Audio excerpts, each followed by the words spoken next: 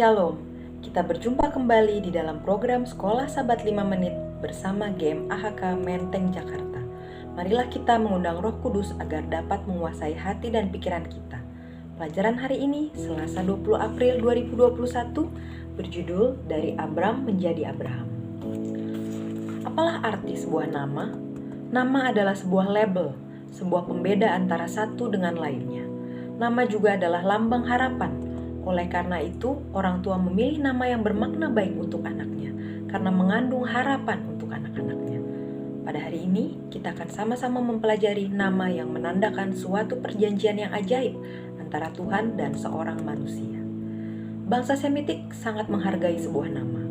Nama-nama orang di timur dekat gunung memiliki arti dan biasanya terdiri dari satu anak kalimat atau kalimat pendek yang berisi harapan atau rasa syukur orang tua.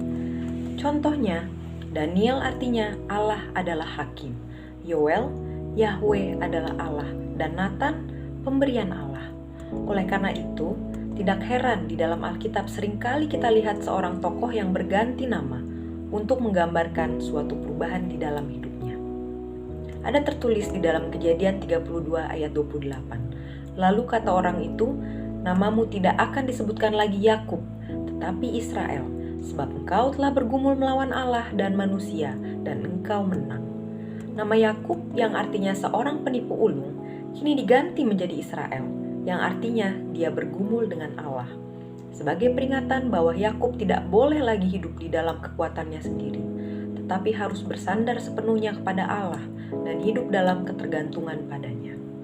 Kejadian 41 ayat 45 mengatakan, lalu Firaun menamai Yusuf Zafnat Paneah, serta memberikan Asnat, anak Potifera, imam di On, kepadanya menjadi istrinya.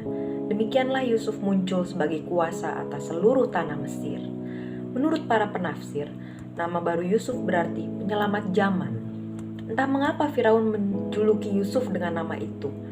Namun jika menilik arti katanya, sebutan itu sangat pas dengan peran Yusuf di Mesir.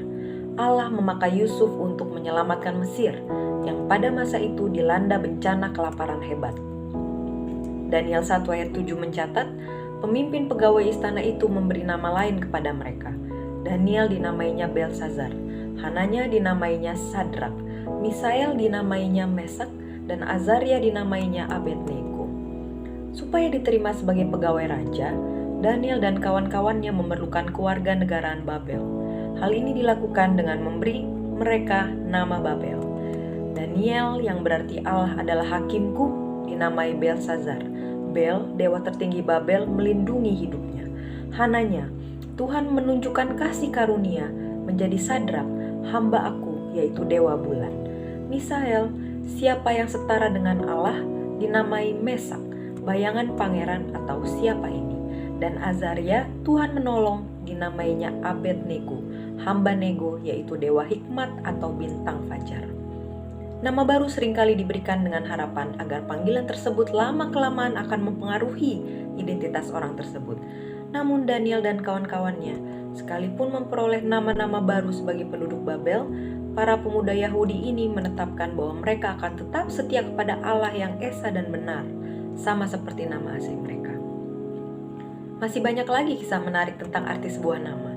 Lalu, bagaimana dengan seseorang yang diganti namanya oleh Tuhan sendiri?